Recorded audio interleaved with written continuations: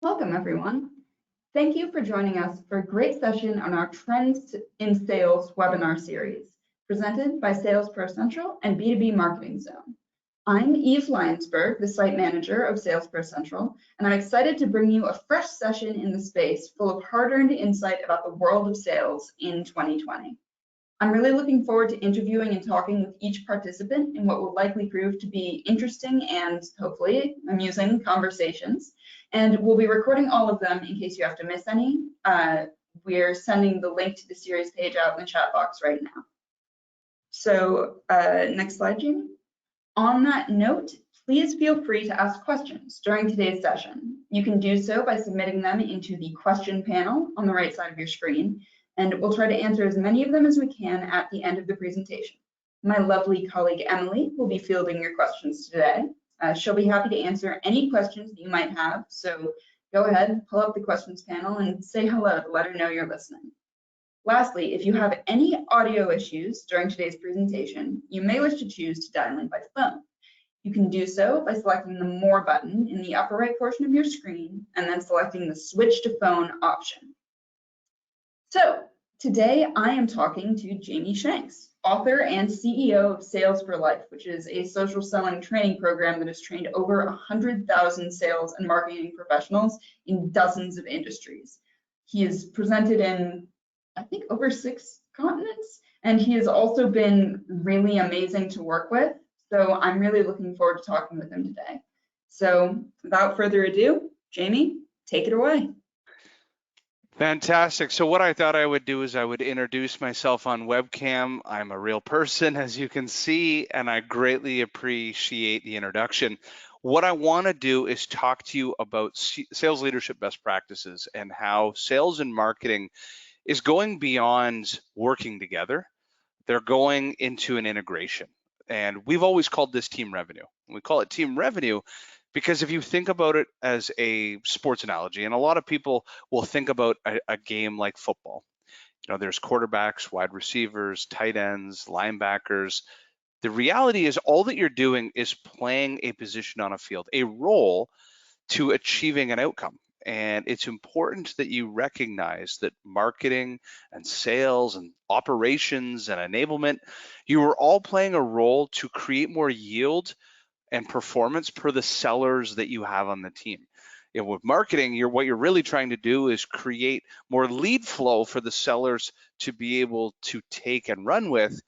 And you as sales leaders, your job is to coach towards the very leads that marketing is providing. So what I want to show you are some best practices from our customers around the world. Now, what I'm going to do, I'm going to pull off the webcam, but when we come back for Q&A, I want this to be an open mic. I want you to use that question box, ask me any question that you want, but let me show you some best practices here. So what I'm going to do is take off my webcam, and let's just jump right into this. Basically, there are 4 things that I want to show you today. Number 1, what does best in class look like? What are some leadership tactics that you can run with? Number 2, a lot of times marketing and sales collide with a particular role called SDRs or BDRs, which stands for Sales Development Representative or Business Development Representative. I'm going to give you an actual play. I'm going to show you a play from a playbook that you can work on together. Number 3, how then do you begin the integration process? And typically for our customers, they begin integrating at what we call the Insights Committee, which I'm going to show you. And then finally, how do you, sales and marketing, actually use learning as your ultimate leading indicator that you're moving in the right direction, specifically because you're in the 2020s. You have 50% of your sales force is millennial, 50% of your sales force is Gen X and baby boomers. That's a statistic, a general statistic. But in 5+ years, that's going to be a 75-25. So how are you using learning as your indicator that you have the right people on your bus? So let's begin with the first piece, which is, what do best-in-class leaders do? And what are their tactics? How do they measure?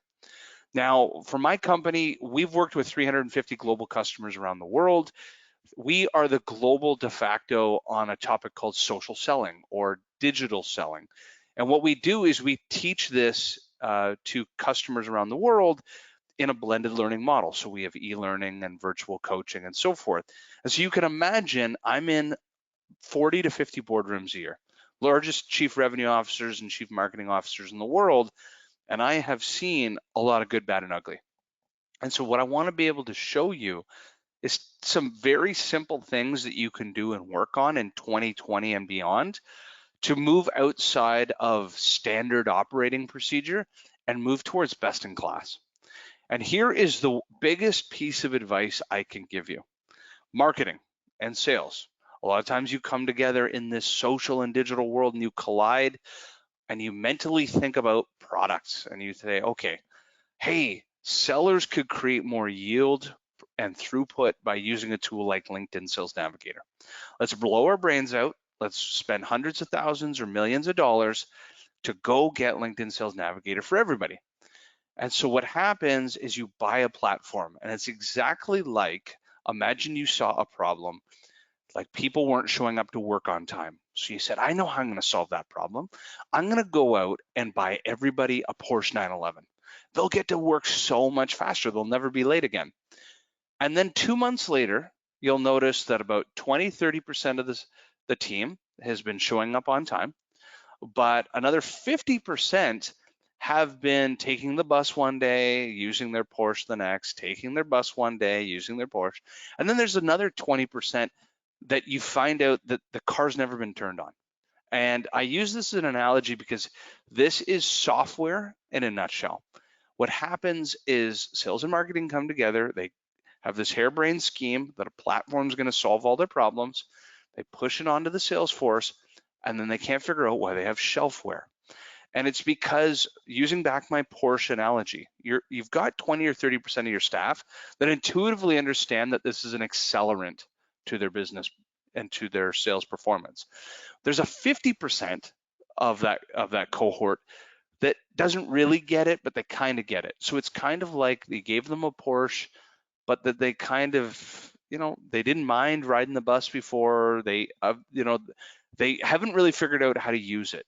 And so they find it cumbersome. And then you've got 20 or 30% of your staff that ultimately never saw the problem to begin with, and they like riding the bus.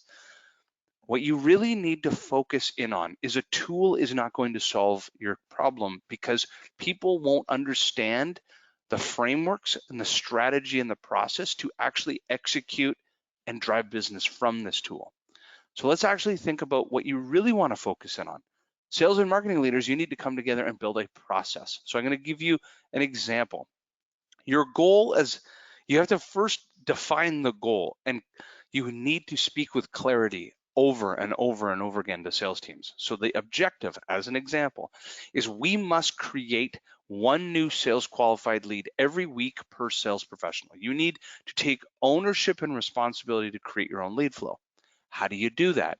Well, I'll give you a play. What if we were to reverse engineer our own customer base and look for something called high social proximity, meaning relationships of people that leave our own customer base and move on to other businesses?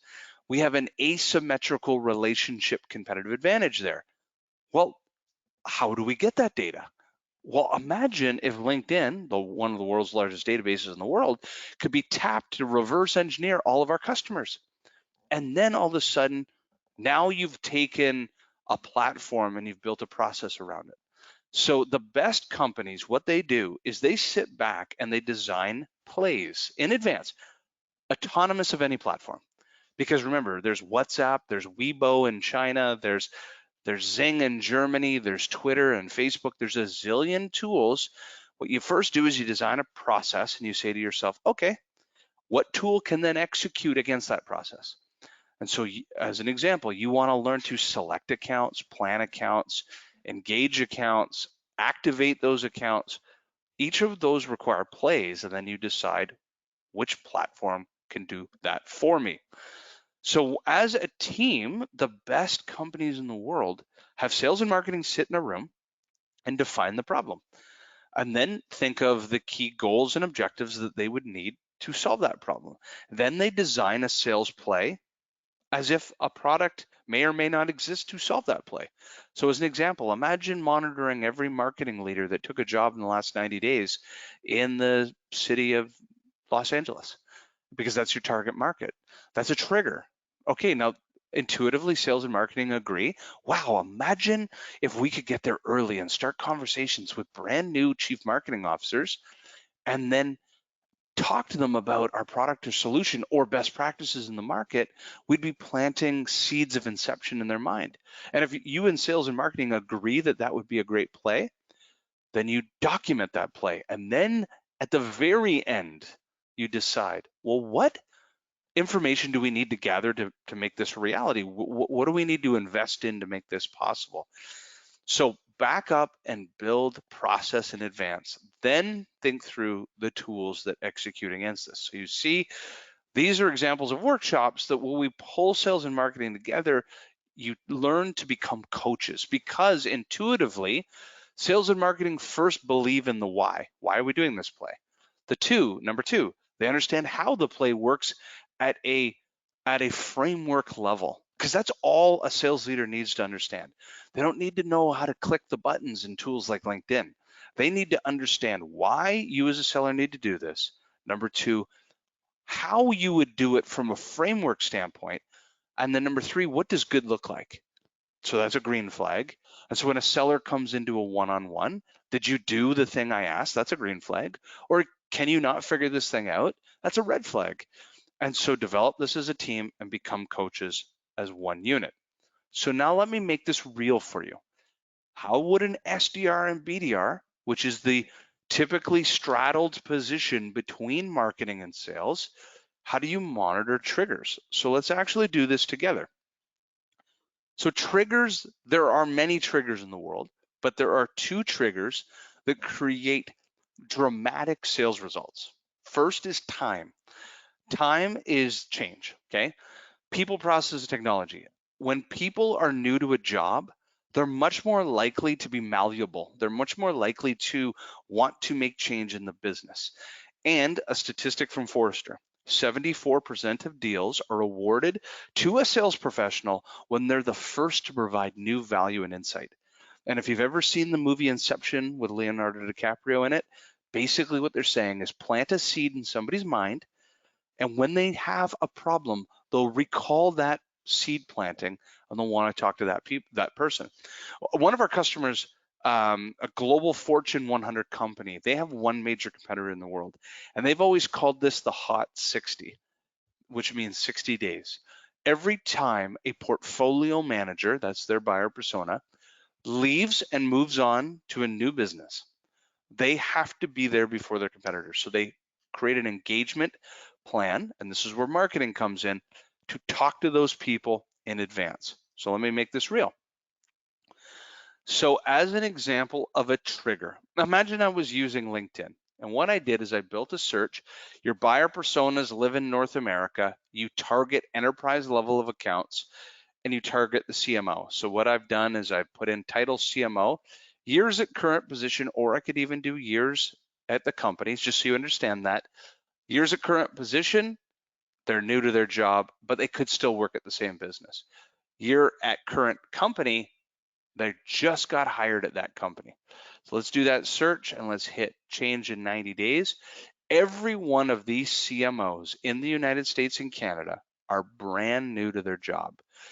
Now, let's say you sold to a certain vertical, I could select that, or I could select, of course, like North America.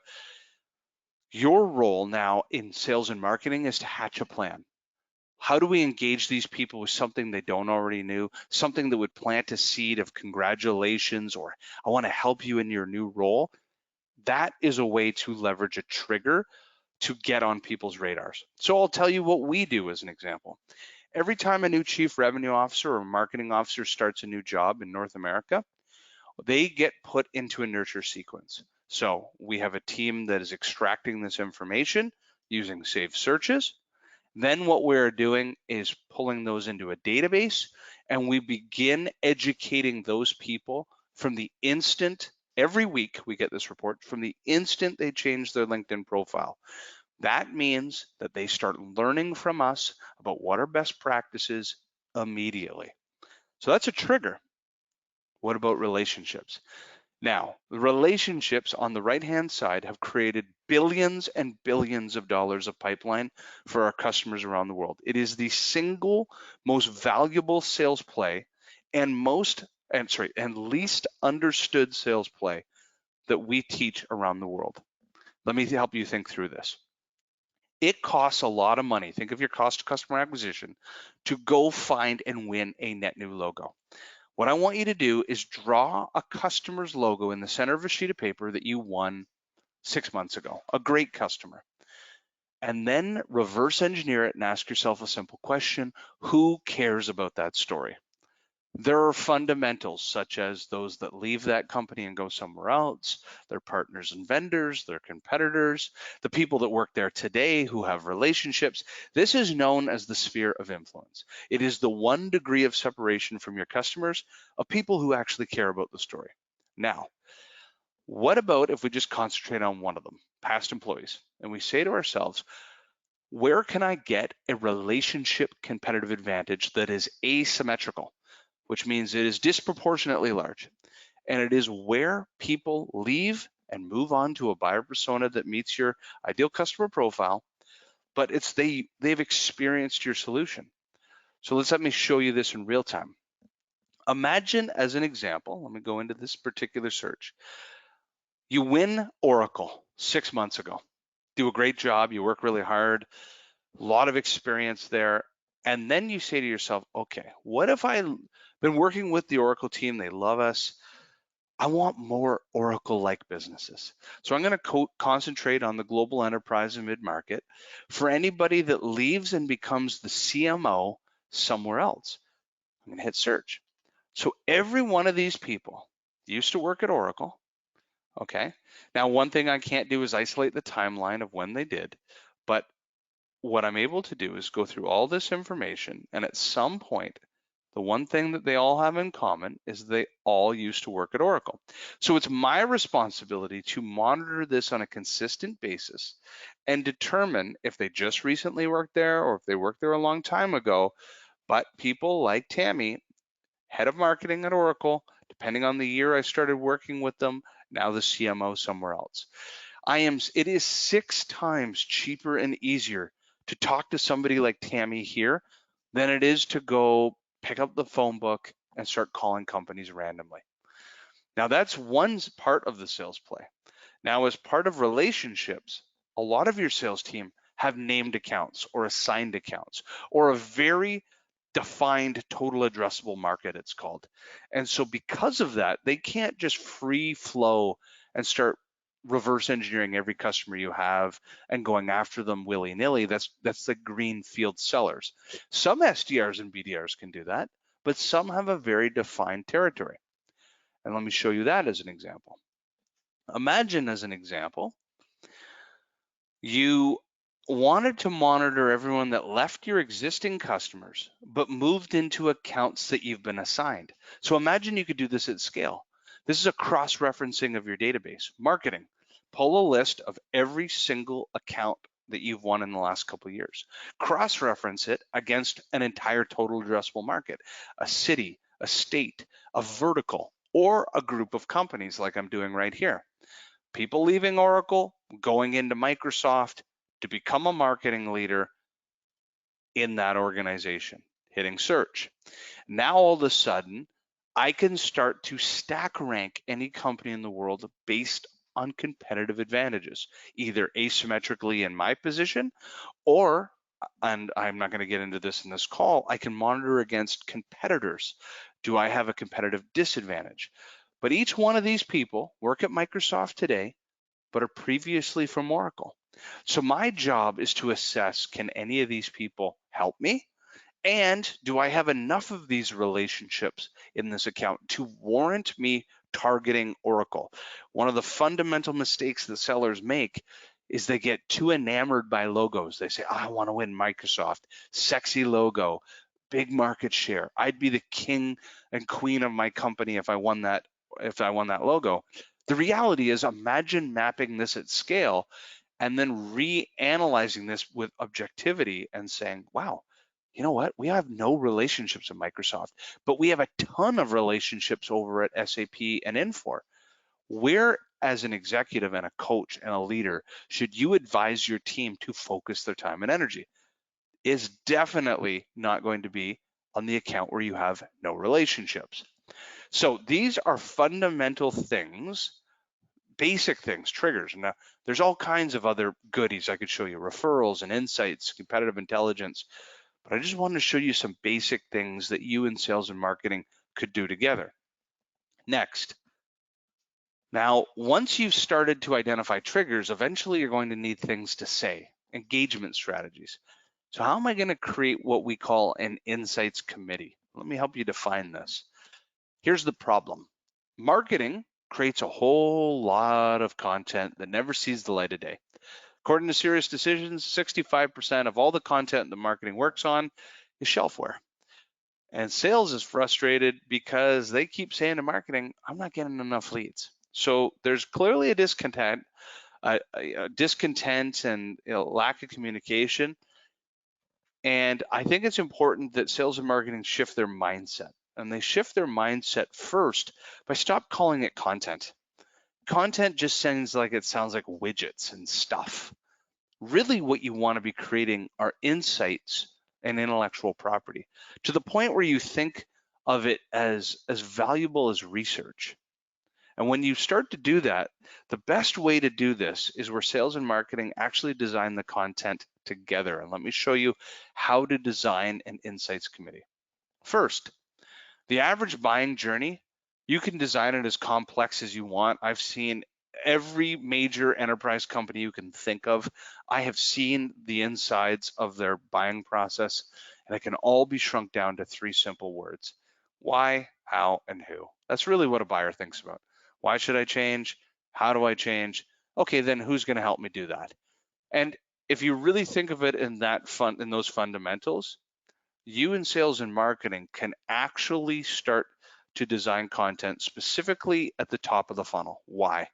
That's really where you want to create most of your content. You want to shake the trees of the status quo and get people to think differently. So let's get tactical for a minute. Let me show you how you actually create an insights committee. What I'd recommend is you get 5 to 8 sellers from your sales team, all in a round table. Now, I would highly recommend that you have a different type of seller to represent. So you have an SDR, an AE, a customer success leader, a solution architect, a channel leader, somebody from marketing, to represent the table. Sorry, drink of water. Next, what I recommend is you give everybody sticky notes, different color per person. From there, you give them 5 to 10 minutes, and they just start writing down every pitfall, challenge, question, objection that they heard from customers in the last 30 days. They just start writing them down on sticky notes. And then on a whiteboard up in the front of the room, it has a picture of one of your buyer personas. It might have Marketing Mary, the chief marketing officer of the customer that you sell to. And you got to make it real. And what they're doing is they're staring at Mary's face, and they're writing questions that Mary always asks them on the phone calls, or pitfalls or objections. They just document them. They go to the front of the room and they stick these questions or ideas up on the whiteboard. Once you have everybody's questions or ideas, you go around, and it looks exactly like this. We do this every single month. You start to group them together so that the duplicates are all stacked together, and you categorize and you start to read them out, and you start to vote on a top 5. Like, what are the 5 things you keep hearing? Pitfalls, objections, questions, things that Marketing Mary stresses about and thinks about every single day. Then what you do is, one by one, you have each one of the teammates tell a story. Tell a story about a customer who fell down flat on their face, or a customer that thought they were right and turned out they were wrong, or a story, hardships from the road of problems that customers are having. And what you're doing is, as you get people talking around the table, you're going to pull out your iPhone and record. You can do this with a video camera, you can do this with an iPhone. Record the conversations. record the whole thing, and then send it offshore or send it to somebody in your office and convert that from speech to text. And what you end up having is an endless library of content, whether it's blogs, the start of white papers, the beginning of case studies. You're going to hear from the sellers what actually sellers like and hear and could potentially want to share. Because this is the type of content that sellers are actually going to get behind. And once they start seeing content written from their peers, because remember, they didn't have to write anything. All they had to do was talk. You will produce a crazy amount of content and content that really resonates with your sales team. And that's the kind of content that the sales team is going to want to share and put out in the market. Now, last piece of learning is how learning itself is the leading indicator to success. I can't stress this enough. I'm going to tell you a story from CA Technologies. The reality is sales results is an ultimate lagging indicator. And for a lot of sales professionals, we've always thought pipeline and prospecting as a leading indicator. And that's true to a sense. But the reality is there's a leading indicator before that, which I believe is learning. Because a lot of times you have to learn a new skill to even be able to apply it to prospecting. And CA Technologies, we worked with them for 5 years, and they did a fantastic job of believing wholeheartedly that learning is the ultimate leading indicator to who you want on and off your team. So what they did is we have a program called Digital Sales Mastery or Social Selling Mastery, and they monitor it, and they just watch people start and stop, watch people become certified. Because the only way to become certified in the program is every seller has to actually create a live case study, a live opportunity in the market, and present it back to their leaders. Well, what they found was that sellers that actually learnt and absorbed this material and applied it in the market created 55% more pipeline and 38% more revenue. And I don't believe it has everything to do with social or digital selling. It has to do with you give somebody new skills and then watch them either run with those skills or brush them off. And in the 2020s, the buyer has evolved so much faster than the sales team that you in sales and marketing have a perfect opportunity or a major risk, depending on how you look at this, to give your team the skills necessary to evolve to the 2020s, like the modern way of selling. And you can watch how learning either transforms people or they just get stuck in their own ways, and you say, like, okay, they're going to churn and burn here out of the business. So there is a direct correlation between learning to activity to results, and it can be measured in all kinds of things. And this is an old process called the Kirkpatrick model, but it's so true that you can monitor knowledge being transferred, turning into behavioral change. And then ultimately what it's going to do is you will see empirically those that actually change their behavior and those that do create results. And what you end up getting out of that is you will create more, at bats. That's what you're really creating. You're creating more prospecting at bats, and that over time creates pipeline growth. So what I thought I could do is at the top of the half hour is open the mic to everybody, and there's a question chat box. I'll turn my webcam back on. I'd love to hear from you.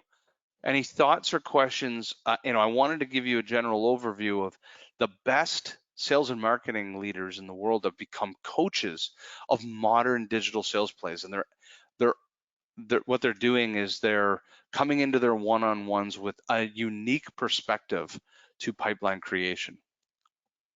So, Eve, if you see anybody on the call that asks any questions, please read them out. Absolutely. And just really quick bit of business before we get into that. I understand if anyone needs to run, but just remember that there are going to be more episodes coming soon. So make sure to keep an eye on that series page that we sent the link out to. Also, we will be sending out the slides and recording within 48 hours. And we'll be sending out a feedback survey when you log off. So help us make our webinars better. Tell us what you thought. So we have a great first question from Trisha, who said that there are some great analogies there and was wondering what your business model for engaging with organizations is. Should you just follow up directly, or is there some other approach that should be taken? Oh, you mean she can reach out to me either via LinkedIn or email, and happy to outline that. All right, perfect. I think that's the question. Yeah. Yeah. Matt was wondering if you have some tips for applying this to a small organization, one salesperson for one line of business and two for the other line of business, where you don't have that whole large team to work with. 100%. Yeah. So you have to imagine that I founded this company from scratch, right? So it used to be one guy and a dog was the company. And the way that I founded and started and grew this business was one simple diagram that eventually became a staple to pipeline creation called the sphere of influence. So if you're one seller and your company maybe only has 10 customers ever because it's so new, I remember starting with one.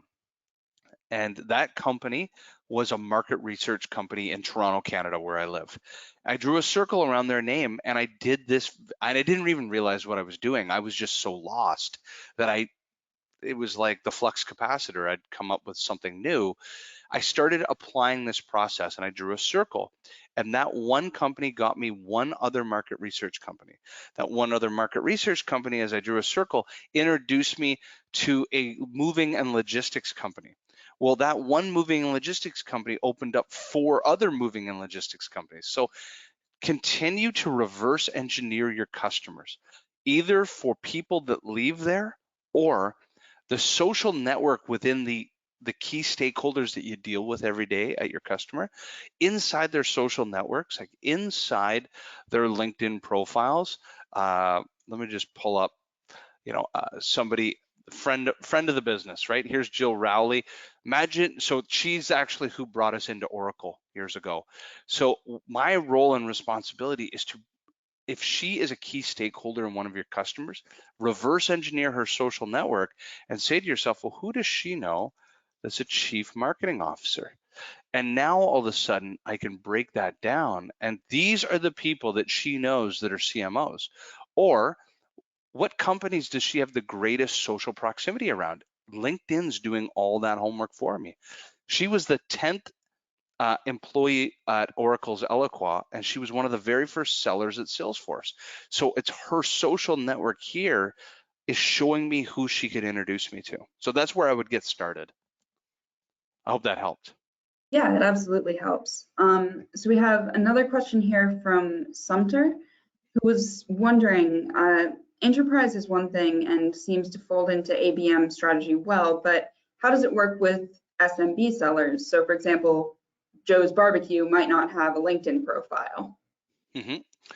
Yeah, so the company might not have a LinkedIn profile, but you're looking at LinkedIn again, back to one of our slides. This is where people fall down. They think platform. They don't think process. So as an example, you sell to one of our customers is Jacuzzi, right? The hot tub company. Well, one of the things that I could do is I can, and this is what we started working with them to do. Imagine Google Earthing. I'm just using an analogy here. I live in a neighborhood where there's a lot of pools and hot tubs. So what you can do is heat map using Google Earth neighborhoods that have the most pools and hot tubs in a condensed area and then market towards them. That can also bring you into Facebook groups. That's when we started working with Jacuzzi. We started going into Facebook groups that people talking about cottaging or skiing. These are inflection points for hot tubs. The reason I'm bringing this up is don't focus on LinkedIn. Focus on problems and ideas you want to solve, and then ask yourself, where can data or relationships or tools help me in that process? And once you figure that out, you'll realize that Twitter or Instagram or Facebook might be a better play for you for SMB. Yeah, that makes total sense. It really is more about starting with your eyes on the prize, as it was. Know where you're trying to go. Know what you're trying to do. And if I was trying to figure out how to get into Joe's Barbecue, do they have an Instagram account? If they do, what information can I glean there? to give me a compelling conversation for when I pick up the phone, as an example. Sure, definitely. Let's see, we've got another question here from Allison. Allison was wondering, what are some realistic ideas that you have to increase learning at the BDR level? Yeah. So one of the things, just from imagine years and years of designing a blended learning approach. One of the things we've learned at the best practice, our learning used to be very what's called synchronous, meaning you would have everybody come to a virtual classroom, learn a skill, practice it, and so forth. The BDR, typically a millennial by age, is actually better performing in an asynchronous world, meaning give them the ability to learn e-learning. And then what we've done is we support them with a daily coaching hotline.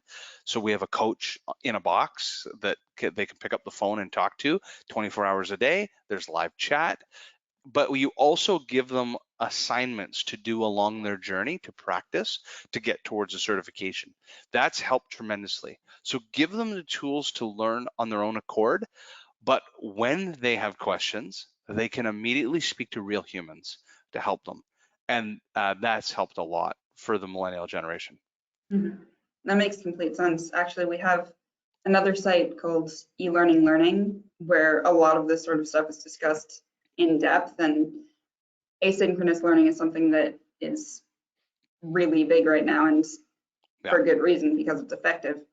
People want to learn on the subway kind of thing. Yeah, absolutely.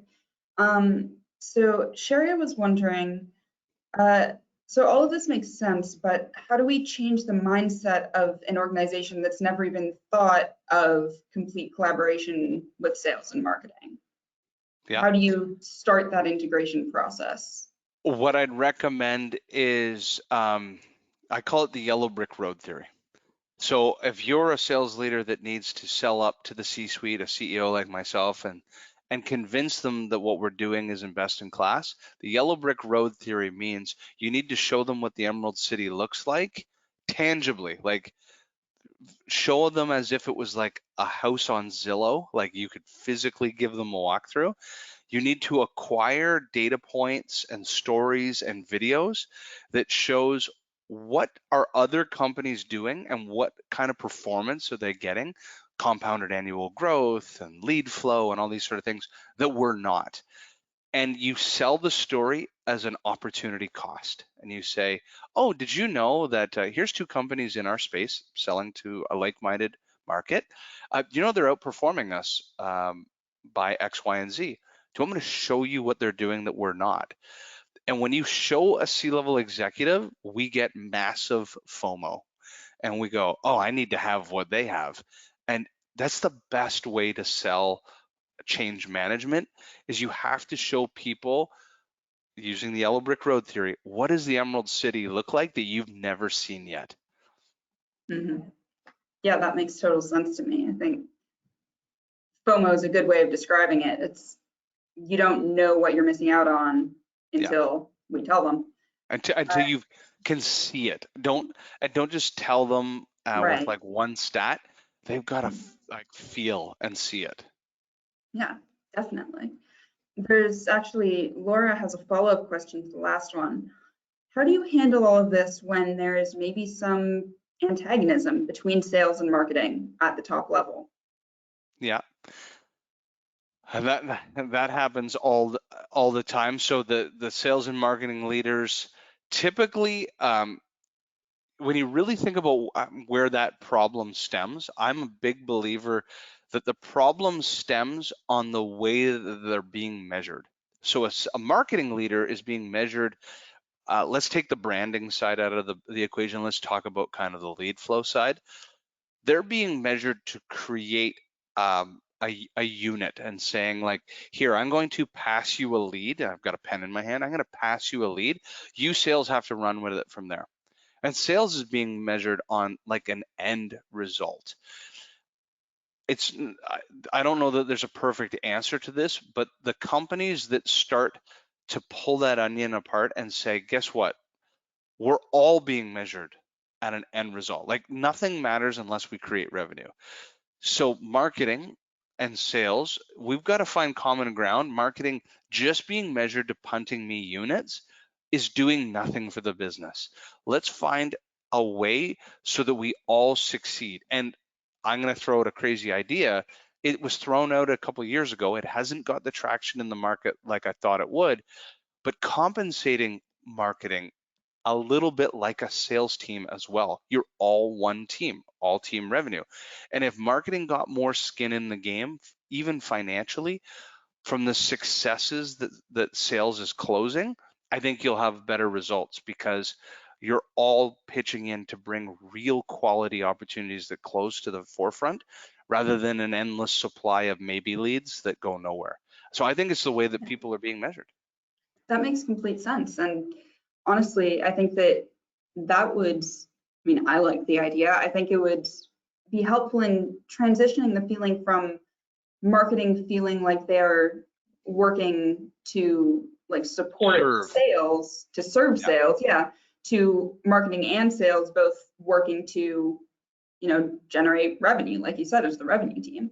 Yeah, I actually think that there should be a pooled form of commissions or bonuses, because sales won't succeed without marketing and marketing doesn't succeed without sales. And so I actually think it should just be a pooled, and there are very few companies in the world that are doing it, but I think compensation dictates behavior. Every sales leader knows this, but for some reason, sales leaders have concentrated only on their side of the fence and not realized that they can't be there without marketing. Mm-hmm. So I guess it would just work as like, would everyone be compensated who was involved in the sale? I'm just wondering because of things like, branding, or like you said. I think of it more of a profit pool or profit sharing. Right. One of the mistakes is you can't, because if you start saying Johnny was involved in this, but Susan wasn't, then you're doing influence. You're trying to figure out influence and attribution and sourcing for every deal. And that's nearly impossible. It used to be that people from a social selling standpoint would say, what was sourced on LinkedIn versus a trade show versus this? And that's important to know.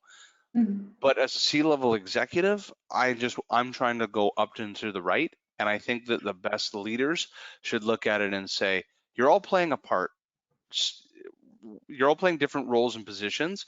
But ultimately, if we all are, if we're all feeding off of this pool together from success, I think it shows that we're all winning. And individually giving little compensations to each person is, I think, is defeating the purpose, because then every single deal you try to dissect influence, attribution, contribution, sourcing, and so forth. Right. Yeah. That makes total sense to me. Let's see, we've got a couple good questions coming in here. Give me a second to look at them. Here's one from Gretchen. Gretchen wanted to go back to the question around getting buy-in from the C-suite for a true integrated sales and marketing strategy. You said to show the Emerald City with data and proof, but where or how do you secure that insight into how other companies, namely your competitors, work and strategize? I don't have the magic answer to that. So there's, of course, from a data standpoint, there's Cirrus Decisions and Gartner and Forrester and IDC and a million research firms. But this requires a little bit of being a gumshoe and a little bit of investigation in your own market to figure out an interview or just walk the halls of companies in your market to find out what they're doing. Our job as a consulting firm is we bring every idea from our 350 customers, and we just basically pull from one customer to the next and say, here's what's going on in these companies. If you sell into chief information security officers, guess what? We just worked on 3 projects like that. Here's what you're not doing. So that's why we get hired for stuff like this. But I don't know that there's one perfect way. I wish. Yeah. Yeah, no, definitely. We had a follow-up question from Sherry, who's basically asking, should marketing and sales be treated as the same, even though they're on the same team? So, like, marketing is always told to deliver results fast, and sales is being told the same thing. So how should the different teams be prioritizing? Should one be prioritizing speed more than the other? Or basically, should the two teams be treated as two teams working towards the same goal, or should they be treated as one revenue team? In my opinion, we don't have a sales and marketing team. We have a growth team. Our marketing and sales team is just on one team called growth. They report to one person. And everybody under him has roles and responsibilities.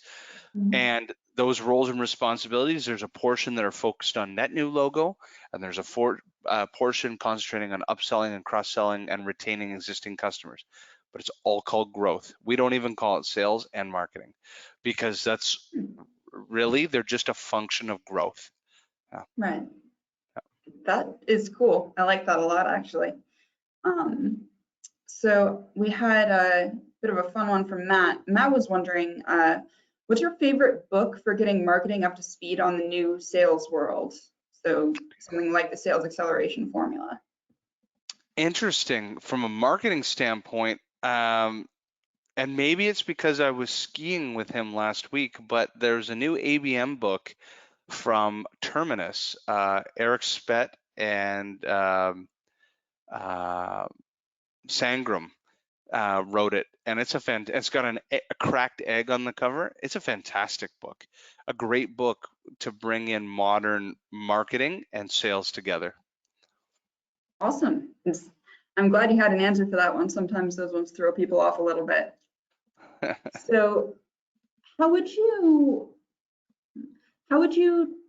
talk to or advise someone who's maybe not in the C-suite, maybe not even in the managerial position, but who agrees with you that these are good ideas that should be, brought forward in their own company? Are there certain tactics that you would take in terms of, trying to convince people that it is actually worth doing? Are there specific metrics that you would pull or things like that? Yeah, no, I think that if you're lower in the organization, where you might not be able to bring forward, research and strategy, you're going to have to bring through a real case study. And that's where what we've seen companies to sell, a bottom-up approach is they'll actually execute on a sales play. They'll monitor everybody that took jobs in the last 90 days, engage them and book a meeting. Or they'll reverse engineer a customer and realize somebody moved to company ABC, start a conversation and book a meeting with them. And then they'll document it to the point where it's teachable to somebody else. Then they'll go to leadership and say, I just did something that was out of the box for me, and it was so much simpler than trying to call up and down through the phone book or trying to talk to every company in my total addressable market and having no idea who has buying intent and who doesn't. You can't tell if these companies have buying intent, but it allows you to qualify in and out a whole lot faster. Time shows you people that are new are either really open to change, or they'll come back to you and say, I just started, I don't even know my way around the office yet, but come back to me in 3 months. Relationships, if these people won't engage you back, then you're going nowhere in that account, because these are the people that actually know who you are from a company standpoint. This is your fastest way into a new door. And so it allows you to get validation very quickly. Yeah, definitely. We have a question from Stephen. Stephen was wondering, in terms of relationship-based selling like this, how do you handle bringing on new members of the growth team, transitioning, passing accounts from one person to another? Is that something that can be done in this model? Or is it something where once somebody starts building relationships with like contacts for an account, it really has to stay under that person? Not at all. So there's two models. Some companies have a centralized model where the BDRs and SDRs are the global monitors of relationships and time at a global level. They start conversations and then they push conversations down to the AEs. And we've seen it where sometimes it's the AEs in their own total addressable market who will unearth opportunities, realize that that opportunity is better served for somebody in another market or another vertical, and then they make introductions and pass. What that all comes down to is a culture of sharing and a culture of actually better communication. So your CRM becomes not a, and I can never figure out why sellers can't figure out CRMs because it is the keeper of intellectual property. But you either have a culture that is a me culture and it's like, oh, that lead doesn't serve me, push it away, I'm not going to tell anyone about it. Or you have a culture that is, oh, I found a lead, oh, I don't serve the New York market, but Susan in my office does. Wow, this would be a great lead for her. I'm going to share it, we document it, and if Susan leaves, somebody else can pick it up because that lead is still in New York. It is not tied to individual people. It is tied to relationships around a company. Yes, there is relationships around people too. That's a whole other ball of wax. Your customer success team is developing relationships with the account themselves and the key stakeholders. They are the ones that could probably make the best introductions and referral introductions. That's a play in itself. Yeah. Sure, and that makes complete sense. And it also kind of ties into what you were saying before about compensation and commission. Yeah. How having it at that very granular level isn't necessarily the best approach. All right, so it looks like we are pretty much done. If anyone has any last minute questions that they want to sneak in under the wire here, now's your chance. But barring that, I wanted to one more time thank you all so much for coming. Thank you again to our fantastic speaker, Jamie Shanks, and to Sales for Life in general. And thanks to all of you for attending. I'm Eve, and you can find Salesperson Central on Twitter at Salesperson Central and B2B Marketing Zone at B2B Marketing Z. And if you miss any part of the presentation, the recording and slides will be emailed to you within 48 hours. You can view the full schedule and links to access all the webinars on Salesperson Central and B2B Marketing Zone. Yeah, and with that, thank you all so much for joining us, and I hope you have a fantastic day. Thanks a lot. You take care, and I'll give everybody my info. Awesome. All right.